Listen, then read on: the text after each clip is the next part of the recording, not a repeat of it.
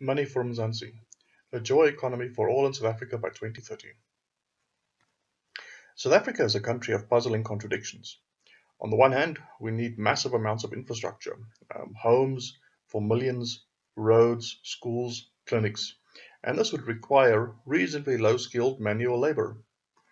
Well, we have millions of unemployed, reasonably low-skilled manual laborers, but we're not really building, so what's going on? money4mzansi has investigated this over the past few years, and we have found what we believe to be the root cause as well as a solution. So let's look at this. And to start, let's look at the developed world. The developed world basically has all of the infrastructure that it needs already, and they're also able to distribute the basic goods and services and food to everyone. There's enough for all to have. And what are they really focusing on now in the developed world? Well, they've built an enormous amount of infrastructure for the sharing of funny cat videos. What's happening in the developed world is more and more of their economy is moving over to leisure and entertainment. Millions of YouTube videos about everything you can possibly think of, and chat applications and sharing of photos and virtual reality and reality TV shows and travel. So much of their economy and ever more of their economy is moving over to a leisure and entertainment sector. And the other thing they're focusing on is automating the production and distribution of basic goods and services at the greatest speed possible. So what's the major challenge that's really faced by the developed world for the next 10 to 15 years? It's figuring out who gets what from what the machines produce. So in the past, it used to be a bit easier. You used to have a job, and depending on how much you get paid for your job, that would determine what you can get from what everyone produces together. But now that machines are doing more and more of the work, this is becoming a bit of a problem. How do we determine who gets what from what the machines produce? Well, there's a couple of folks that believe what we need what the developed world needs is a universal basic income. Basically, not really having to work to get the basics for life, a home and basic food and appliances, etc. But it sounds a bit crazy, doesn't it? Don't you really have to work and you get money? Or it doesn't sound right. Sounds a bit crazy. Well, these are the supposedly crazy people that believe this is an excellent idea. They're essentially the same group of people that are spearheading the automation and of the production and distribution of basic goods and services, and they believe that this is an excellent idea. What is really happening is the developed world is moving to what we call a joy economy, and they will be well down this road by 2030, where the production of basic goods and services have been automated, and there's a universal basic income so that everyone can get the basics of life without necessarily having to work, and they are spending more and more of their time engaged with the production and consumption of leisure and entertainment services. So what about South Africa? Can we migrate to a joy economy by 2030? Well, we'll have to start by creating the infrastructure we need, because we need massive amounts of infrastructure: homes, roads, water reticulation, decentralized power, etc. So how does this normally work? Let's say there's a construction company, and they believe that there are people that need apartments. So they want to build these apartments, and the way this works in society is they go to a bank and say, "Dear bank, we need about 100 million rand to build these apartments." And the bank could create the 100 million rand, but how society works is that whenever a bank creates money, they must also create debt in the same instant. Because in our world, every rand of money, cash, is also backed up by a rand of debt. So when would the bank do this? They will only do this if they believe that there will be people with jobs that will move into these apartments. And these people must have jobs because they must pay the debt back to the bank, plus interest, of course. So the bank will only do this if they believe that there will be people with jobs who can earn money, that can move into the apartments, that can pay back the debt over 20 to 30 years. If the bank doesn't believe that this is the case, then they are not going to create the money and the debt, and the construction company will not be able to build the apartments. So that's what's happening in South Africa. We can't see really what jobs people will be having. So how did other countries get around this problem of this job thing? Well, what the Asian tigers did is they became the cheap manual labor factories of the world. And by doing that, they were able to provide a path for their citizens and country to migrate to an industrialized economy. And now they're also well on their way to joining the joy economy by 2030. But as we saw, the world is automating. No one is really interested in manual labor anymore. The rest of the world is not at all interested in our manual labor available in South Africa. So this path is no longer available. We cannot do what the Asian tigers did. So that's why we are stuck here. And that's why urban slums are growing all across the developing world, especially Africa, because they're just simply, we don't need the manual labor. And because no one needs the manual labor, we cannot build proper homes because the debt-based business case, private money debt-based business case just doesn't work. So here we are. But you know what? We can migrate to a joy economy, but we need to change a couple of things about how our society works. So let's say we just go ahead and do it. The first thing we need to do is to build proper housing, proper infrastructure, proper urban social housing. Yes, social housing, the same as was done by Western Europe and the Asian tigers. Not RDP nonsense in the bundus somewhere, proper integrated city modern neighborhoods. But how would we pay for all this? Well, we pay for it using something called sovereign money. And sovereign money is money that is not backed up by debt. It's money that we just create. We just type it into a computer and then we have the money. That sounds a bit crazy, doesn't it? Just create the money and off we go. It doesn't seem like it's possible. Well, these are the crazy people that think it's an excellent idea. Ex-central bankers, Lord Adair Turner, the former chairman of the UK Financial Services Authority, bond investors, economists, professors, etc., think this is an excellent idea and that sovereign money is desperately needed by the developed world. So there are many think tanks and non-profits that are saying a new kind of money is needed by the developed world. And if the developed world is saying this, then it's doubly or triply the case for the developing world that we need this new kind of money. So what is this new kind of money, the sovereign money that we would be creating? Well, essentially, it is the manifestation of our societal commitment to migrate to a joy economy by 2030. Basically, taking the first step down the road of achieving this joy economy by 2030. And that first step is we need to build the infrastructure. So we as a society together create the money necessary to build our infrastructure. And this money is not about the enrichment of the few and the corrupt. So therefore, this money must exist on a new kind of money platform, with digital wallets on a blockchain, with public balances. That's right, public balances. We will be able to see where every cent of this money goes from the moment this money is created until the time that we decide to destroy this money. We will know exactly who is having it and what form. What we need is money4mzansi, a new kind of money on a new kind of money platform. We also, however, want this construction to be efficient. We don't just want people wasting this money and being inefficient. So what we need is competition and consequence. And therefore, we create a national Kickstarter type platform where construction companies can bid for the work and we can follow each and every transaction to see how much did every brick cost, what is the cement costing, what is salaries being paid. Because again, this is not a private risk-taking undertaking.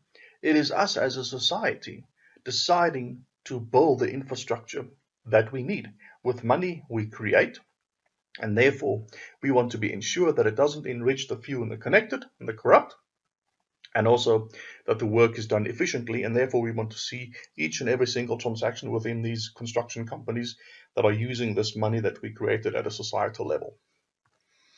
So great, this would be a good start. We start building the infrastructure that we need, we massively reduce unemployment, and we also boost the economy, put money in the hands of people to be able to buy stuff. Well, that last one is maybe a bit of a problem. You see, we have really neglected our local manufacturing industry in South Africa. Therefore, much of what we buy is manufactured elsewhere in the world. And our trading partners, they would maybe not be so happy if we just create lots of money and buy stuff from them. You see, because it's trade. It's trading. It's not gifting. So these trading partners of ours would want something in return. So what are the options that they give us? Well, the rest of the world, our manufacturing trading partners, are basically saying, gee, South Africa, if you want to create more money and then buy more stuff from us, well, then we would need to want to buy more stuff from you.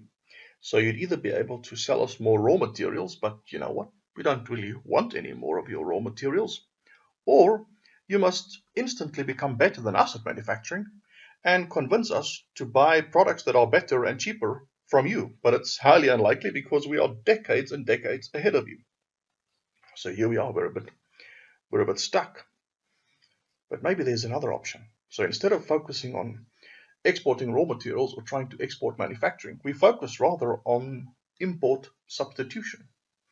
So making more of what we need locally. But how do we still compete against these efficient foreign producers? How would we compete with them on price? Well, what happens in nature? Let's see what nature does. Imagine there's a small little fish and it's scared of going into the big blue ocean because it won't be able to survive amongst all the larger, bigger fish. So what does it do? It protects itself. It protects itself by staying within the corals and providing it the space and the time in which to learn and to grow and to become more capable. And when it has grown and become more capable, well, then it goes out into the big blue ocean and it can compete with all of the big fish. So what we need are import tariffs. That's right, protection for our local manufacturing industry while we develop it. But that's bad, right? That's anti-globalization, anti-free trade. Bad idea. Really? Well, let's look at what the supposed home of free trade has done, the good old US of A. Well, the first thing they did is they didn't like Britain telling them that they're not allowed to manufacture stuff locally. So they had a war, and they won. And they started increasing their import tariffs so that they could develop their own manufacturing industry. And their first finance minister was a chap called Alexander Hamilton. And he laid down the plan, the approach for America to be able to do this, to become an industrialized economy. And it's now known as the Hamiltonian approach to national economic development, first used by the US of A. But in the US, it was not quite smooth sailing yet. There were still some differences in the US. So in the South, you had the slave plantation owners, and they were using slave labor to produce raw materials such as cotton and sugar and exporting it to Britain. And these rich folks, these slave plantation owners, didn't care really about creating a manufacturing industry in the US because they bought everything they needed from Britain. And they didn't want import tariffs to protect their own manufacturing industry because they were worried that Britain would then not want to buy sugar and cotton from them anymore. So they were very much against import tariffs. Of course, it wasn't great for the slaves, but the slave plantation owners didn't care about them. In the north, we had folks that wanted to create an industrialized economy. So they wanted to increase import tariffs even more, to give more protection for them to be able to develop and nurture their nascent manufacturing industry. Now, doesn't this sound like South Africa? You know, the rich and the middle class having their jobs in the mining sectors and agriculture and so forth, and supported by millions of low-paid manual workers who are essentially working at a slave wage. And the rich and middle class are exporting these raw materials produced on the back of these sort of slave wage workers, and not really caring too much about manufacturing industry, which will enable the country to industrialize because, well, the rich and the middle class just buy their toys from overseas. So how did America solve this problem? Well, they had a civil war, and the North won. They increased import tariffs, and the rest is history. So let's look at the history of US import tariffs. After they beat the British, they increased the import tariffs to 17%. And then, after the North beat the South, they increased it even more to 29% on average. So more than a 50-year period of 29% import tariffs, where they were protecting their local manufacturing industry and giving it the time and for them to make the societal transition from an agricultural economy to a properly industrialized economy, which takes decades, and it needs protection for the society to go down this road, to change how it is operating and what it's doing. From 1900 to 1950, the two world wars occurred, or in Asia and Japan and Europe, all over the place, there were revolutions and wars. But none of these impacted the Americas too greatly, the US. And during this period, America also became a big supplier to these warring nations across the world. And they started joining basically the big fish club. And that's why they were able to reduce their import tariffs down to 15%. And nowadays, America is the biggest fish of them all.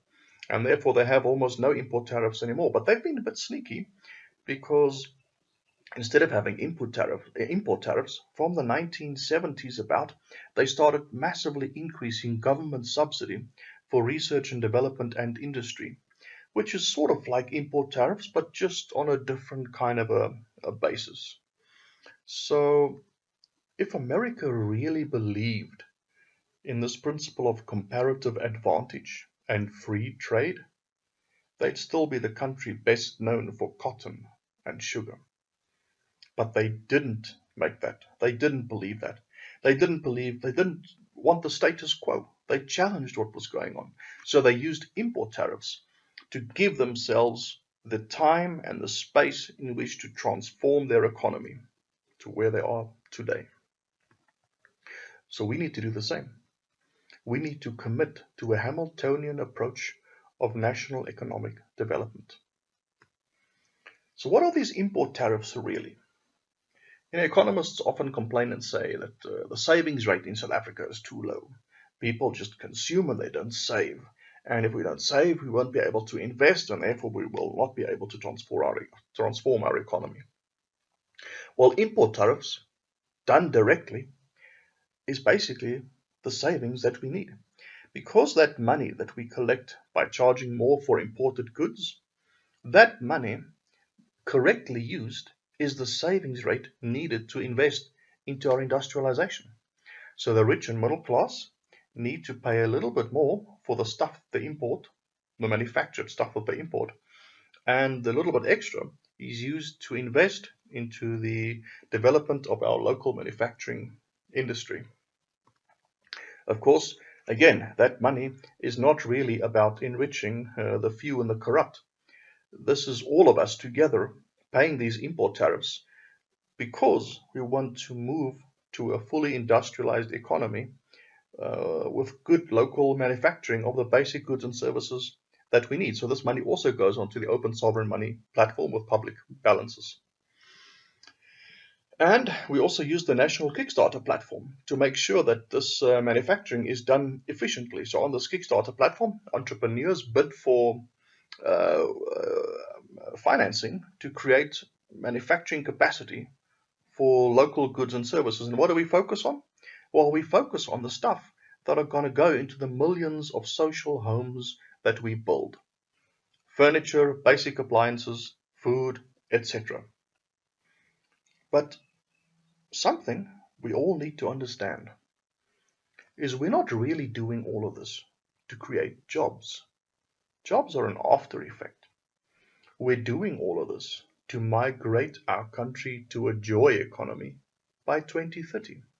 And that is, we have all the infrastructure that we need, homes for for millions in roads and clinics and schools and so forth.